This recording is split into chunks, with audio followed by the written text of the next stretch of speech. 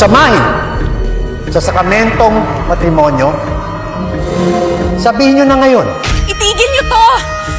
May arangkada na ang World TV premiere ganihang alas 3:20 sa hapon ang gikahinamang bagong GMA Afternoon Prime series nga Stolen Life ubos sa direksyon ni Jerry Sineneng.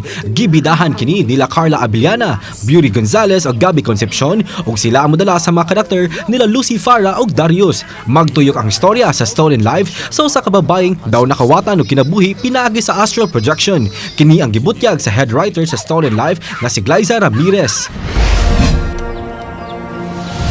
Samtang sa Black Rider, samtang nagpaalim sa mga samad sa kalawasan ug samad sa kasing-kasing si Elias nga karakter ni Ruru Madrid, di gihapon niya kalikayan nga makahinumdum sa pait nga kamatuoran nga wala na ang iyang mag-inahan.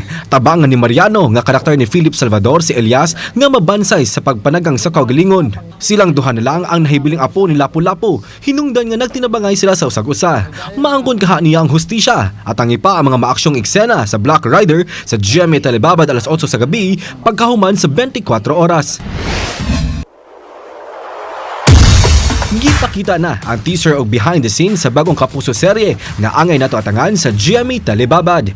Kini ang Asawa ng Asawa Ko nga bidahan nila Jasmine Curtis Smith, Raver Cruz, Lizelle Lopez, Miss Gina Alhar ug uban pang mga Kapuso stars.